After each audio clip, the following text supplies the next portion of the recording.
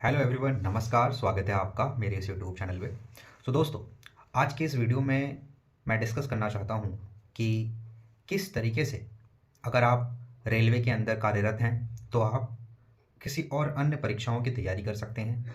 आपको आने वाले क्या क्या चैलेंजेस होंगे, तो इन्हीं सब टॉपिक्स पे मैं डिस्कस करना चाहता हूँ। सबसे पहले मैं धन्यवाद देना चाहता हूँ। इससे पहली बारी जो मेरी वीडियो थी जिसके अंदर मैंने गुड्स कार्ड के क्या क्या चैलेंजेस होते हैं, गुड्स कार्ड की as a real life Indian Railways के अंदर किस तरीके के पर्क्स उसे मिलते हैं और उसको क्या क्या बेनिफिट्स मिलते हैं, साथ ही उसके जॉब में क्या क्या चैलेंजेस हैं, इसके ऊपर मैंने विस्तार से डिस्कशन किया था। आज के इस वीडियो में मैं आप सबके साथ डिस्कस करूंगा कि क्या रेलवे में जॉब करते वक्त आप लोग किसी अन्य चीज़ों की तैयारी कर सकते हैं, अन्य परीक्षाओं की तैयारी कर सकते हैं। तो चलिए स्टार्ट करते हैं। मैंने एक ढांचा बनाया है कि किस तरीके से मैं इस कॉन्वर्जेशन को आगे लेके जाऊंगा।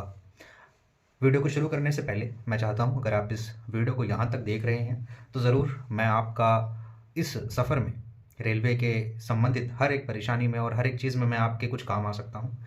मेरे साथ जुड़ें, इस वीडियो को लाइक करें, शेयर करें और सब्सक्राइब अवश्य करें। तो चलिए स्टार्ट करते हैं इस वीडियो को।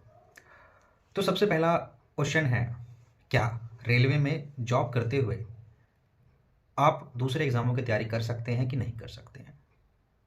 तो मेरा जवाब है, कर सकते हैं। अब इस जवाब के पीछे एक मैं स्टोरी सुनाता हूँ और फिर मैं इस कन्वर्जेशन को आगे बढ़ाऊँगा। तो ये मेरे अपने एक्सपीरियंसेस बेस्ड एक छोटी सी स्टोरी मैं आपको सुनाना चाहता हूँ। तो हुआ कैसा कि मेरी पहली पोस्टिंग हुई और 2019 में मैं एज अ पॉइंट्समैन रेलवे में मेरे को जॉब मिली। तो जब मेरे को पहली पहली बार जॉब मिली तो वहाँ परिस्थितियाँ ऐसी थी कि थोड़ा सर्वाइव करना भी, जैसे बेसिक चीज़ों की भी बड़ी दिक्कत होती थी, क्योंकि मैं शहर से गया था और वो एक पूरी तरीके से एक रोड साइड स्टेशन था। तो वहाँ चीज़ें लाने और ले आने तक की बड़ी समस्याएं थी। मुझे याद है कि शायद दोनों तरफ जो कस्बे थे, मेन मेन कस्बे जहाँ पर आपको ज़रूरत की चीज़ें मिल सकती हैं, वो भी 10-10 किलोमीटर की दूरी पर थी। पर मैं जब उस जॉब में गया तो मेरे दिमाग में एक चीज़ ये थी कि मुझे इस जॉब से निकलना है और उसके लिए मैंने तैयारी स्टार्ट करी। तैयारी तो हालांकि मैंने पहले ही चालू कर दी थी, पर मैं उसके अंदर करता गया। अब मैं यहाँ स्टोरी सुनाने के पीछे बस इतना सा ये चीज़ है कि सबसे पहली चीज़ आपको आपके जॉब में रह के तैयारी करने के लिए जो चाहिए वो है एक इनर मोटिवेशन। कि आप अगर अपनी जॉब में सेटिस्फाई नहीं हैं तो आपको यही चीज़ आपको मोटिवेट करनी चाहिए ताकि आप इस जॉब से निकल सकें। अब आते हैं कि तैयारी अगर हो सकती है तो कैसे हो सकती है। देखिए, मैं आपको दो सिचुएशन बताता हूँ। पहली सिचुएशन है कि हो सकता है कि आप ऐसी जगह पोस्टेड हों जहाँ पर आपको सारी सुख सुविधाएं मिल रही हों, पर वहाँ पर आपको पढ़ने के लिए कम समय मिलता है। और एक जगह ऐसी हो सकती है जहाँ पर आपको थोड़ी सुख सुविधाएं कम मिल रही हों, शायद वो एक रोड साइड स्टेशन हो, पर आपको पढ़ने के लिए एम्पल अमाउंट ऑफ टाइम मिलता है। तो मैं सबसे पहले बात करना चाहता हूँ दूसरे केस पे, जहाँ पर आप एक रोड साइड स्टेशन पर पोस्टेड हैं, आपको पढ़ने के लिए काफ़ी समय मिल सकता है। वहाँ आपको क्या करना चाहिए? तो मेरा मानना है कि जैसे सपोज़ करता हूँ मैं, आप 12 घंटे की ड्यूटी करते हैं और अगर 12 घंटे की ड्यूटी करते हैं तो आप 12 घंटे की ड्यूटी के दौरान पढ़ने की कोशिश अवश्य करें जब भी आपको टाइम मिलता हो। ड्यूटी में ड्यूटी की चीज़ों को अवश्य करें, पर जब भी आपको समय मिले ड्यूटी के दौरान पे तो आप ज़रूर पढ़िए। मेरा ये मानना है और मैंने ये चीज़ स्वयं देखी है कि यदि आप पढ़ने की इच्छा रखते हैं, अगर आप अपने आप पे विश्वास रखते हैं और आपको निकलने की चाह है उस जॉब से, तो आप पढ़ेंगे और आपके आसपास होने वाली जो सराउंडिंग्स हैं, जो आपके लोग हैं, वो आपको मोटिवेट करेंगे। वो समझेंगे कि हाँ, इस व्यक्ति को पढ़ाई करनी है और हमें इसे सपोर्ट करना चाहिए। यही हुआ था मेरी उस जॉब में जिसके बारे में मैंने आपको बताया। मेरे वहाँ पर 12 घंटे की ड्यूटी थी। वहाँ पर काफ़ी चीज़ों की समस्याएँ थी, पर मैं इस बात पे काफ़ी ईश्वर को धन्यवाद देना चाहूँगा कि मुझे परिस्थितियाँ भले कितनी कठिन मिली हों, पर आस-पास के लोग ठीक मिले, जिसके अंदर मैं ये था कि अगर मैं पढ़ना चाहता था, तो वो लोग मुझे सपोर्ट करते थे और यही हुआ।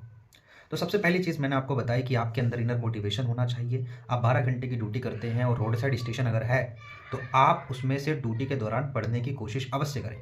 आप ज़रूर से ज़रूर समय निकालें और पढ़ें, क्योंकि 12 घंटे की ड्यूटी के बाद आप घर आएँगे, थके हारे आएँगे, आप घर पे नहीं पढ़ सकते। ड्यूटी टाइम का यूज़ बहुत सही से करें। ये पहला मेरा सुझाव रहेगा। अब दूसरी बात करना चाहता हूँ उन लोगों के लिए कि जिनके पास जो एक मेन स्टेशन पे पोस्टेड है, शहर में किसी स्टेशन पे पोस्टेड है, उन लोगों के लिए मेरा क्या सुझाव है।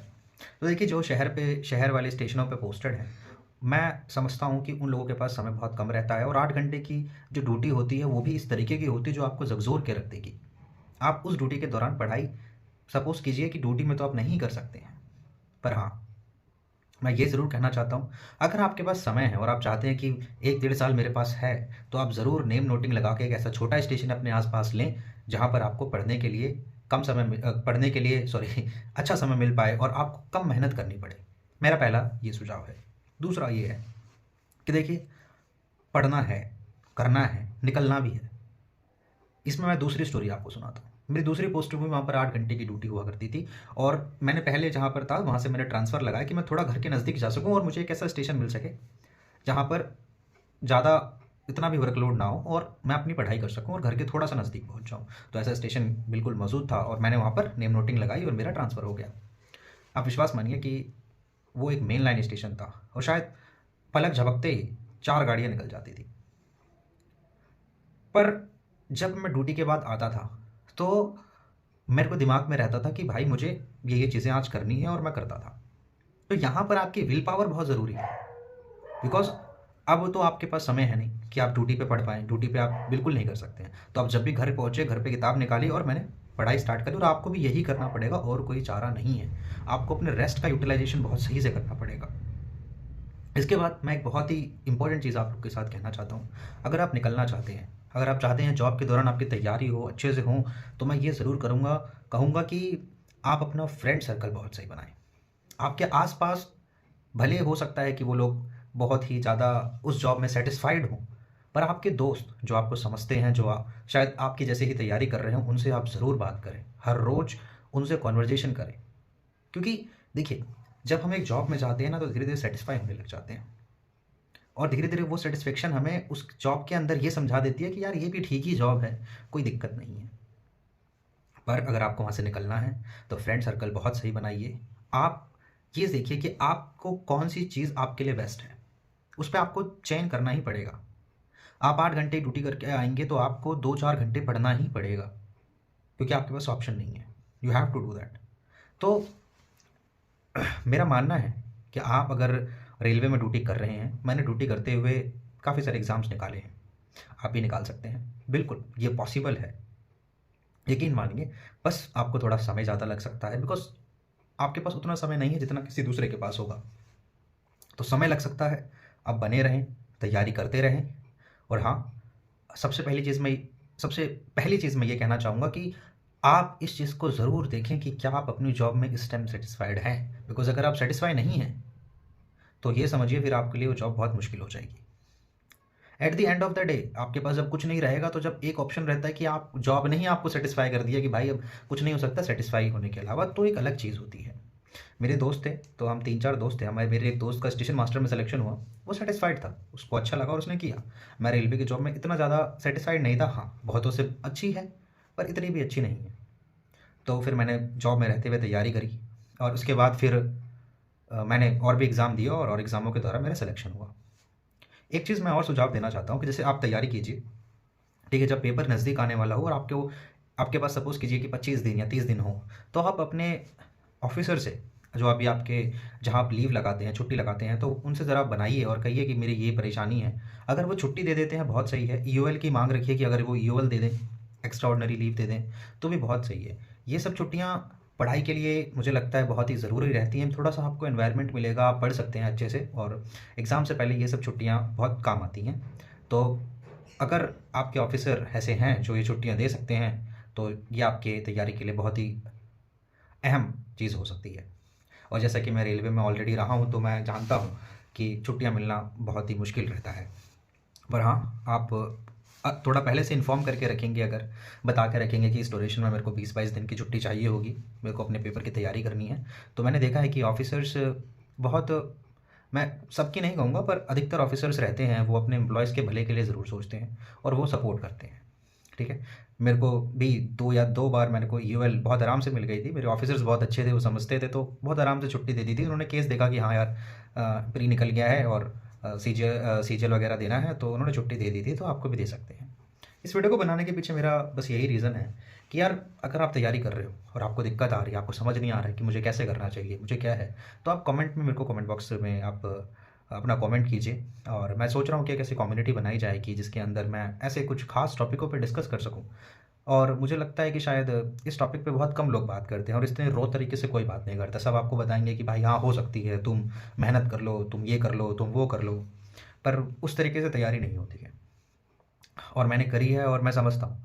तो अगर आप क्योंकि इस वीडियो के माध्यम से मैं हर सवाल का अपने हिसाब से जवाब नहीं दे सकता हूँ, क्योंकि मेरे जो सवाल थे, मुझे जो परेशानी आई, मैंने जैसे किया मैंने आपको बताया है। पर अगर आपको कोई दिक्कत आती है, आपको परेशानी आती है तैयारी के समय और आपको समझ नहीं आता है कि आपको तैयारी किस तरीके से करनी चाहिए, आप कमेंट बॉक्स में लिखिए। और बहुत जल्दी आ, हम एक कम्युनिटी बनाएंगे जहाँ पर ऐसी परेशानियाँ जो रेलवे के एस्पिरेंट्स को आती है, उस पर हम डिस्कशन करेंगे। और ऐसे ही मैं इस वीडियो सीरीज़ को आगे बढ़ाता रहूँगा और छोटी छोटी वीडियोज़ जिसमें मैं बहुत सारी चीज़ें कि प्रमोशन कैसे होते हैं, आप किन एग्ज़ामों में कौन सी जॉब अच्छी है, और आ, कुछ मेरे दोस्त हैं जो अलग अलग रेलवे के अंदर सेवाएं दे रहे हैं, मैं उनसे कॉन्वर्जेशन भी करूंगा और सोचूंगा और उनसे बात करता हूं कि अगर वो इस प्लेटफॉर्म पे आके अपना एक्सपीरियंस शेयर कर सकें, अपनी तैयारी का तरीका शेयर कर सकें।